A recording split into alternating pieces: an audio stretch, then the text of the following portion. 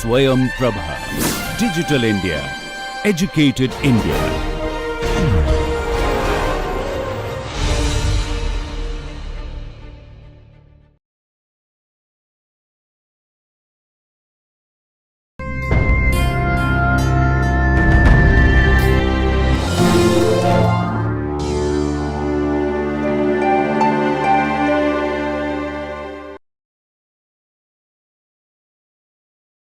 So, this is the procedure for the Bruce and Godfrey test. You have to estimate the model, you have to get the predicted value of the error term, then you have to also create the predicted value of the previous period lag error terms, and then you need to regress the UT on its previous values and also on the explanatory variable, right, the explanatory variable.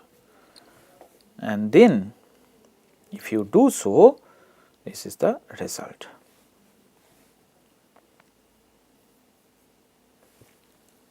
All right, this is the result.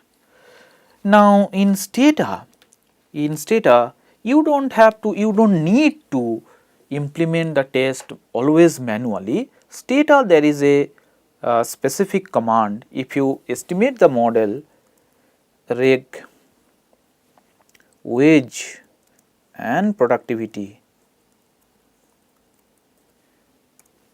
then immediately after estimating the model, what you need to do, you need to specifically mention a command for this Bruce and Godfrey test, which is estat b Godfrey. So, this is the command. I will first write the command here, so that you should not forget. So, this is the Stata command, estat b Godfrey.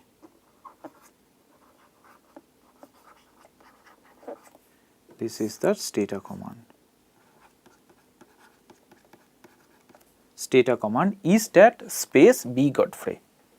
Okay, that is the command. If you put, then you will get this result.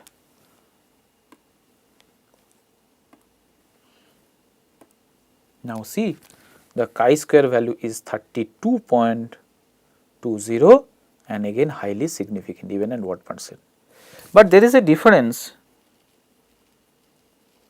between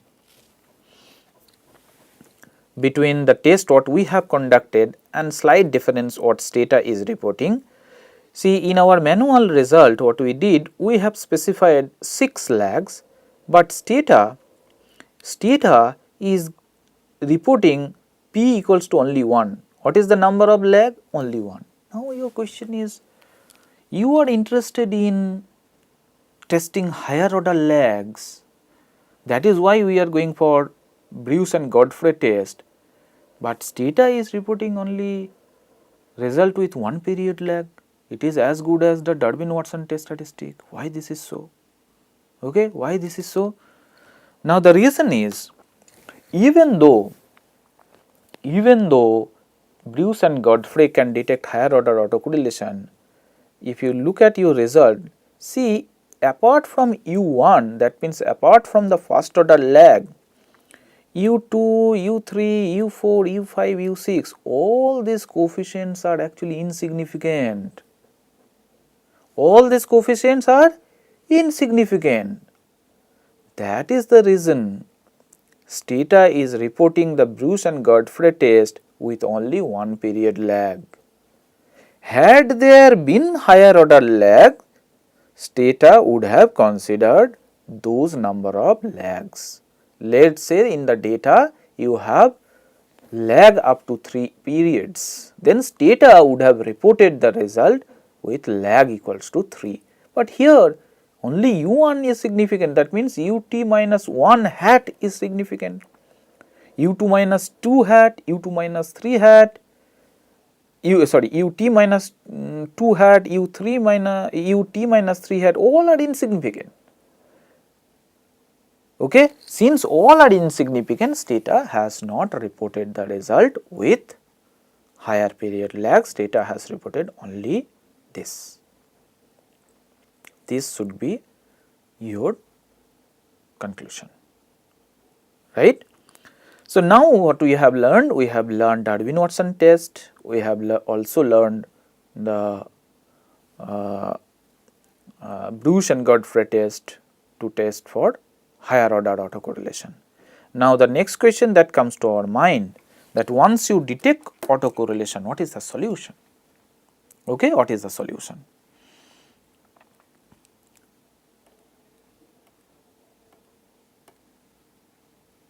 So, solutions for autocorrelation.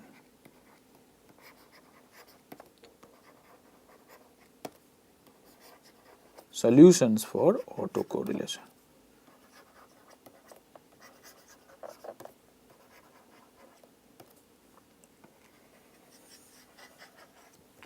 All right. Now, the first solution is, what you need to check is, first you should check, whether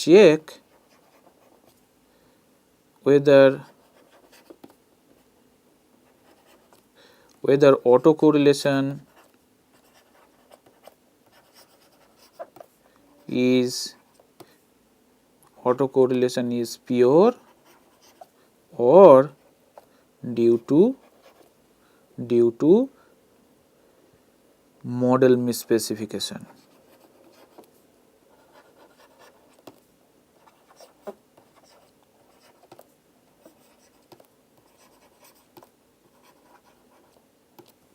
Okay, model misspecification. So, that means when we were running this model yt equals to alpha plus beta xt plus ut, where yt is wage and xt is productivity, it may so happen that in the true model there is non-linearity between wage and productivity, and that is actually leading to this autocorrelation problem. So, that means we have to check whether yt equals to alpha plus beta 1 x 1 t plus beta 2 x 2 t plus ut. Sorry, this is not 2 t, I will say this is beta 2 x 1 t square. So, that means I am including productivity as well as square in the model to check whether there is any model misspecification. If the autocorrelation is due to model misspecification, then once you correct that by a square term, your autocorrelation problem will get automatically resolved. You do not need to do anything else. That is why econometricians, they first say that before applying any other medicine, you just see whether autocorrelation is pure or due to model misspecification. So, how will you do that? You need to generate the productivity square. So, let us say I am giving a different name, which is, let us say, x, and how I am defining x? This is nothing but productivity square.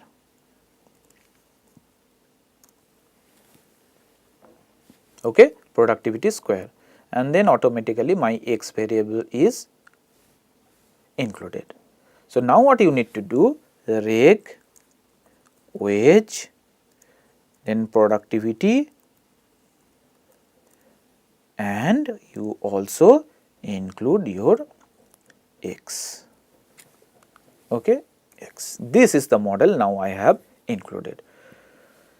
Now, interestingly, you see the productivity is positive, coefficient of productivity is positive, but productivity square is actually negative and significant. That means, as productivity increases, wage first increases, but after some point of time it is coming down, it is not increasing that much. So, there might be some reason behind this, that means some kind of non-linearity might exist between wage and productivity.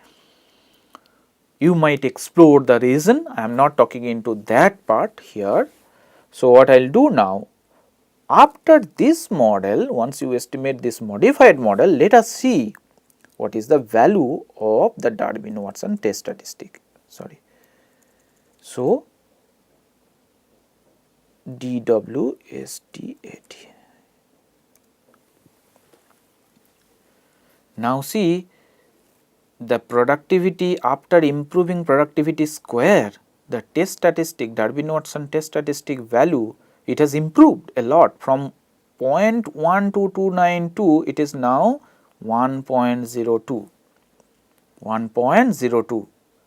So, it has improved, but still it is still lower than the Darwin-Watson lower value. What was the lower value we were discussing? If you remember, so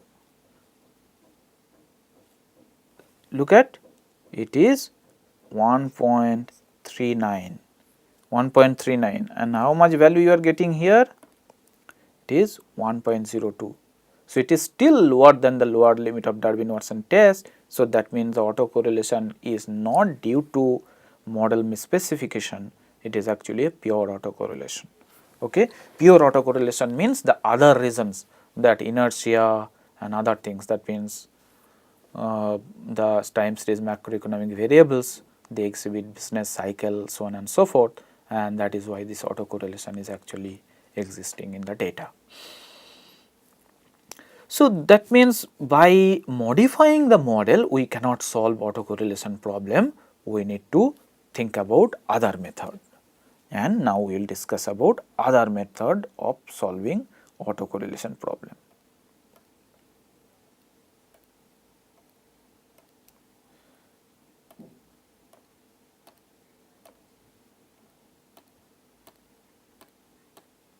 Okay.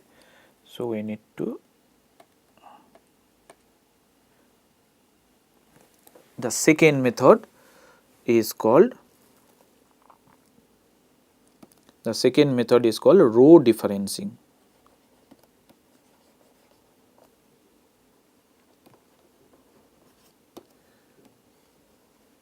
Row differencing, where rho is the autocorrelation coefficient.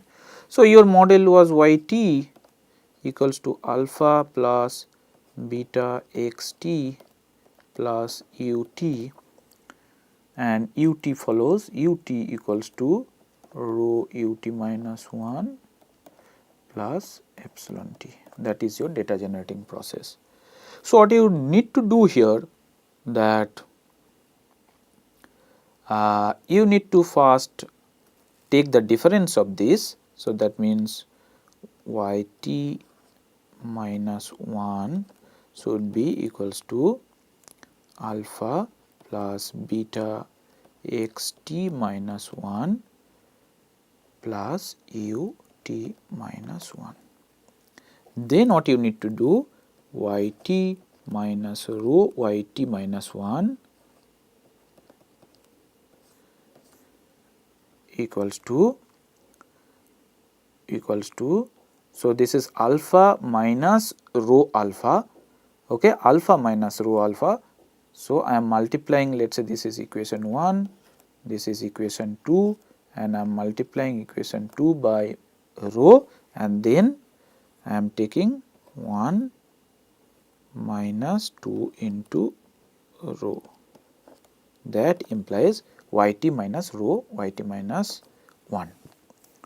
This would become alpha minus rho alpha. So, that means if you take 1 minus rho into alpha, alpha plus beta into xt minus rho xt minus 1 plus ut minus rho ut minus 1. Let us say this is 3, and then apply OLS in 3, that is the procedure.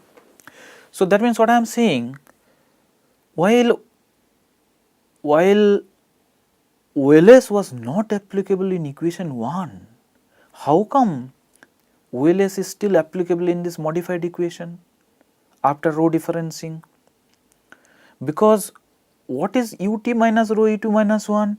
From this, if you look at the data generating process for the UT, this says that UT minus rho UT minus 1 is actually epsilon t, and epsilon t follows all the assumption of classical linear regression model. That is the reason this error term is actually the classical error term. It does not show any autocorrelation problem.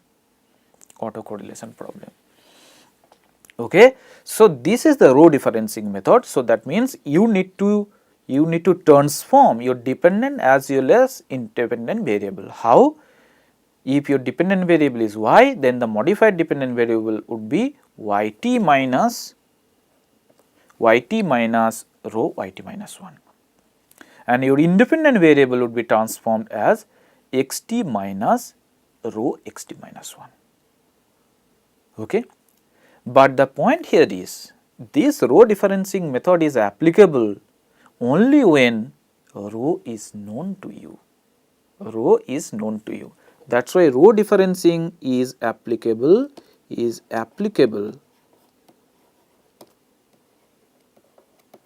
when rho is known.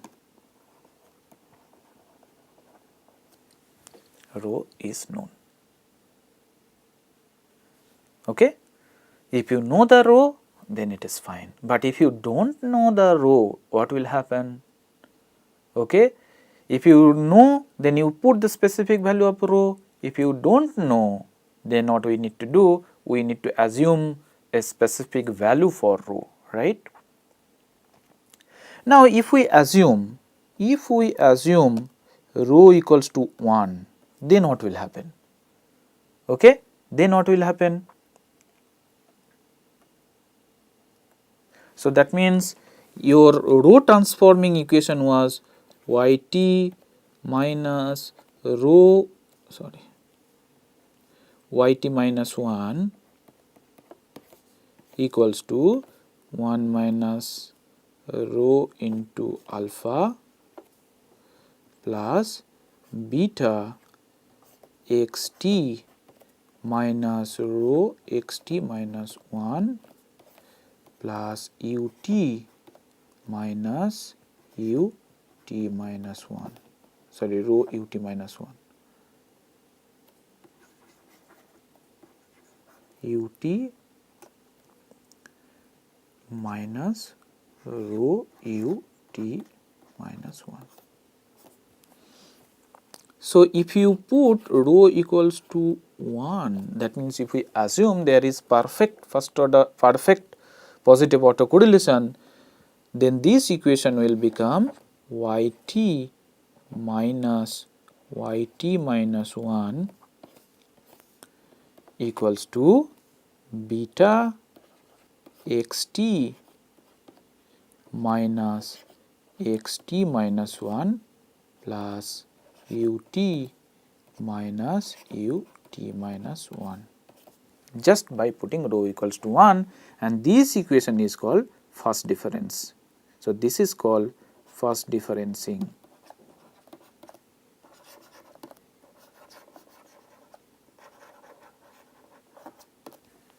So, first differencing is a solution to solve autocorrelation problem when rho equals to 1, right. So, generally econometricians they say that when d is less than r square, they say apply first differencing.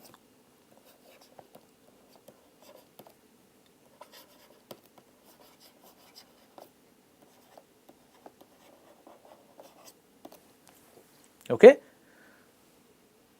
All right. Now, what we need to do? We need to transform the variable as yt minus 1 and xt as xt minus 1, right. So, what we will do? We will transform the variable. So, we will say that gen d wage, this is d wage I am writing, equals to D dot wage.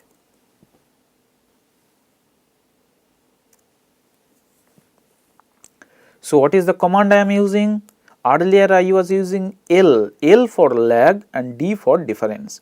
So, the moment I say gen D wage is basically a name, and D dot wage means wage T minus wage T minus 1, that means basically YT minus YT minus 1. I have created the first difference. Similarly, gen D prod equals to D dot productivity.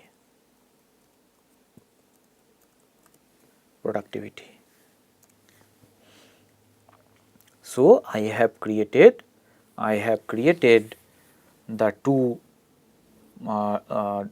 first difference of wage as well as productivity.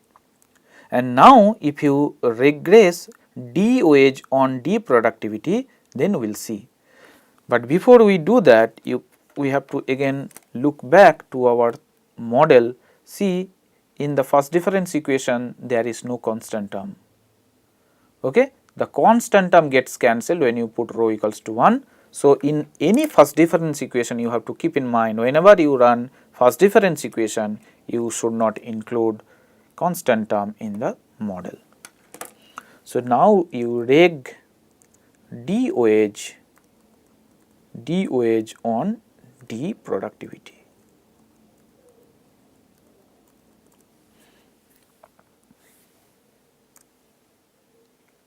Sorry, I have given a different name, reg D wage on D prod, because that is the name I have used. Sorry, again I made a mistake, I put constant. So, reg D wage D prod, then no cons.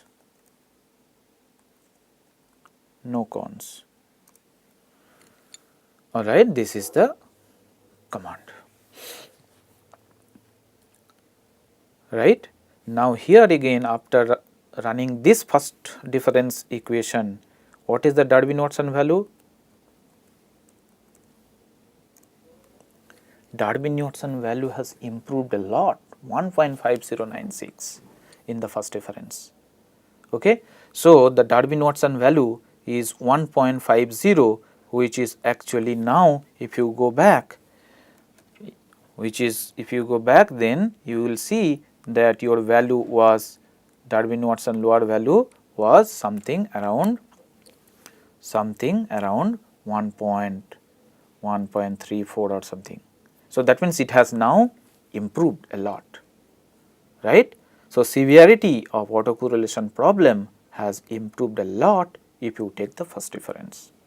And is first difference applicable here? That means 1.50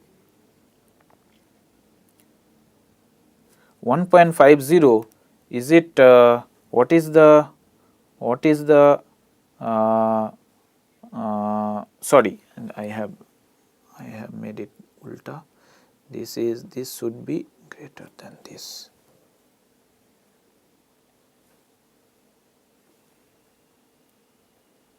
No. This is in the original equation. In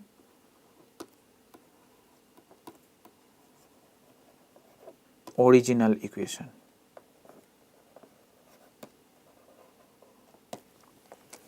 So, in original equation, if you look at the original equation, that means this equation you have to see.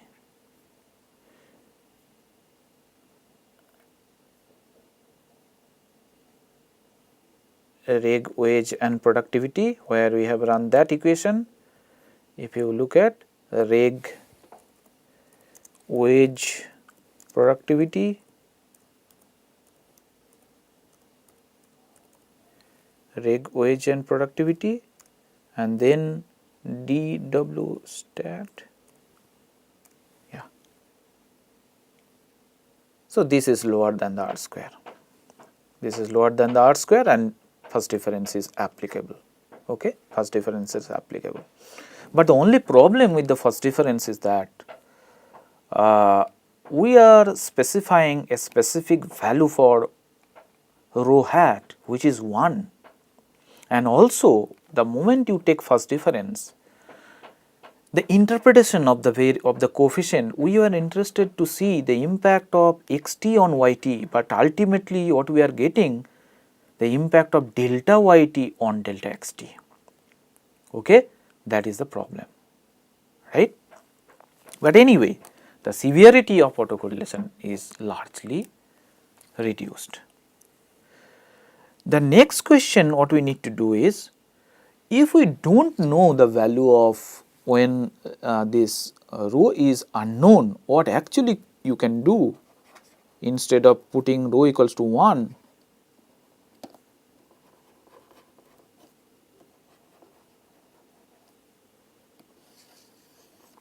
there are two ways by which you can get rho. See, if you recall, we have a relationship like this is 2 into 1 minus rho hat, right. So, the moment you know Darwin-Watson test statistic, using this relationship you can get rho hat. So, you estimate the model, get your Darwin-Watson test statistic, and then put the Darwin-Watson value here and get your rho hat. That is method number 1. Method number 2 is, you estimate the model, get your ut hat, and then run this regression, reg this equals to rho ut minus 1 plus epsilon t. So, that means if you regress ut hat on ut minus 1 hat, from there also you will get rho hat. That is also possible. So, when rho is unknown, these are the two ways by which you can get rho hat. But please keep in mind, the relationship D is almost equals to 2 into 1 minus rho hat is applicable when you have sufficiently large number of time periods. Okay. Here the number of time periods is 40, which is large, but if you have 10-15 years data, then this is not actually applicable, this method. You have to use the method number B, this one. You can simply regress ut on ut minus 1 and get your rho hat. Okay. Now, econometricians, they say sometimes that in this method, how do you know that the rho hat is the best method? Because you estimate the model, regress ut hat on ut minus 1 hat, collect that rho hat and using that rho hat to transform the variable. So, there is no guarantee, there is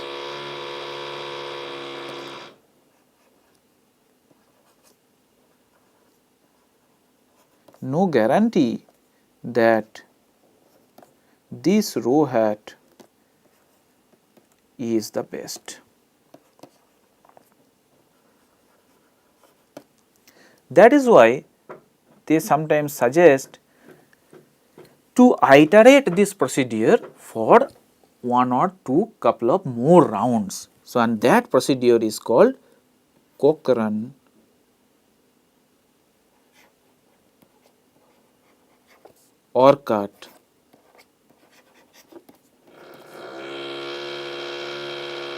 procedure. Cochran-Orcutt procedure.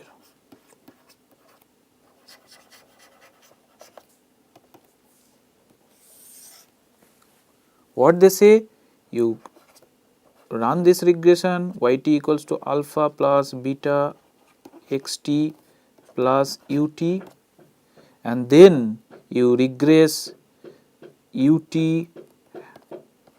on rho ut minus 1 plus epsilon t, and then from there you collect your rho 1 ut minus 1, rho 1 hat. Then what you do? This is step 1, this is step 2, then in step 3, what you do, you transform your dependent and independent variable with this row 1 hat.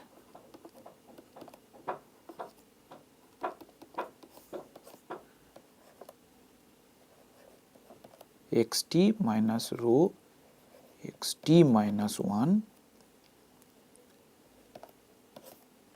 So, I have changed my this and this, and let us say this is called yt star, and let us say this is called xt star.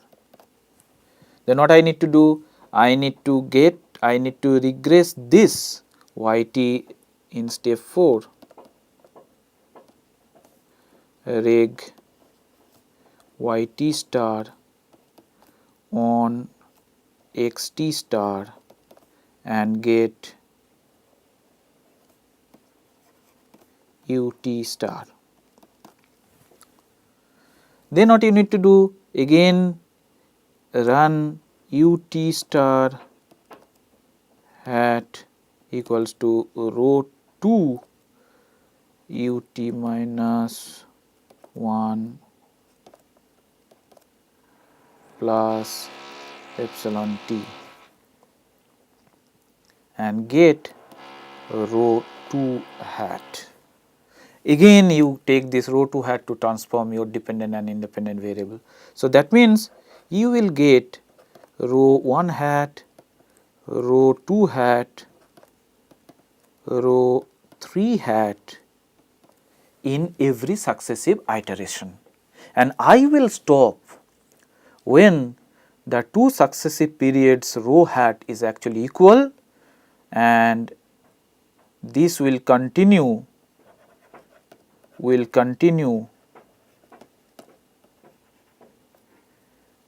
until row 2 hat minus row 3 hat equals to row 3 hat, or row 2 hat and the row 3 hat, this difference is less than 0.001. Okay, and I will take that row hat to transform the variable. Okay, I will take that row hat to transform the variable instead of using this row 1 hat which is coming in the first stage. Is this clear? So, this procedure, Cochrane-Orcat procedure, is nothing but repeating the procedure for couple of more rounds, more iteration, and then take that particular row when 2 successive periods row hat actually converges to each other, or the difference between the 2 row hat is less than 0.001. Alright, and in the process, how will you do that? In the data, if you want to apply this Cochrane-Orcat procedure to correct your yt and xt, transform your yt and xt, and then run the regression, problem of autocorrelation will come down a lot. I will show you the command. This is again a specific command, PRAIS